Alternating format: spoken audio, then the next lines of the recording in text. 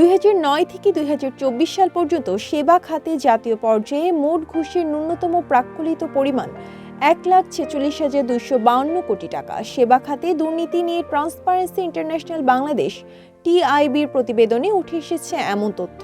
মঙ্গলবার সকালে প্রতিবেদন প্রকাশ অনুষ্ঠানে সংস্থাটির নির্বাহী পরিচালক ডক্টর ইখতিয়ারুজ্জামান বলেন, 2023 সালে সবচেয়ে বেশি দুর্নীতি হয়েছে পাসপোর্ট বিভাগে, আর ঘুষের পরিমাণ সবচেয়ে বেশি ছিল বিচার বিভাগে।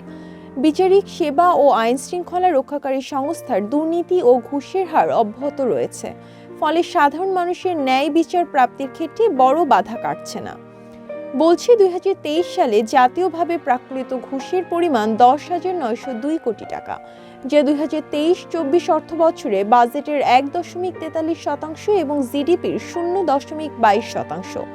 এই পরিমাণ অর্থ দেশের মানুষ বিভিন্ন সরকারি ও বেসরকারি সেবা খাতে ঘুষ দিয়েছে, যার মধ্যে ভূমিতে 2,513 কোটি, বিচারিক সেবায় 2,513 কোটি, আইন শৃঙ্খলা রক্ষাকারী সংস্থায় 2,357 কোটি 50 লাখ, পাসপোর্টে 1,350 কোটি, স্বাস্থ্য খাতে 235 কোটি 2 লাখ ও শিক্ষায় 213 কোটি 90 লাখ টাকা। তালিকায় মোট 14টি খাতের কথা উল্লেখ করা হয়েছে। ঘুষ ব্যতীত অন্যান্য দুর্নীতির শিকার হওয়া খানার হারের বিশ্লেষণে দেখা যায় 44.8% খানা সময়ক্ষেপণের শিকার হয়েছে, 27.3% খানা হয়রানি ও দুর্ব্যবহারের শিকার হয়েছে, 19.5% খানা হয়রানি ও স্বজনপ্রীতির শিকার হয়েছে এবং 1.6% খানা রাজনৈতিক হস্তক্ষেপের শিকার হয়েছে।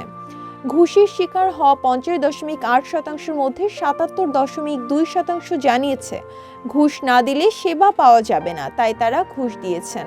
এছাড়া 43% জানিয়েছে নির্ধারিত ফি জানা না থাকায় তারা ঘুষ দিয়েছেন এবং 18.6% যথাসময়ে সেবা পাওয়ার জন্য ঘুষ দিয়েছেন। অন্তর্বর্তী খানাগুলো দুর্নীতির অভিযোগ দায়েরের যে ব্যবস্থা রয়েছে সে সম্পর্কে জিজ্ঞাসা করা হলে দেখা যায় 59.6% জানিয়েছে তারা তা জানেনই না। যারা জানে তাদের মধ্যে 30.1% খানা দুদক সম্পর্কে জানে এবং মাত্র 2% সরকারের অভিযোগ নিরসন ব্যবস্থা সম্পর্কে অবগত রয়েছে।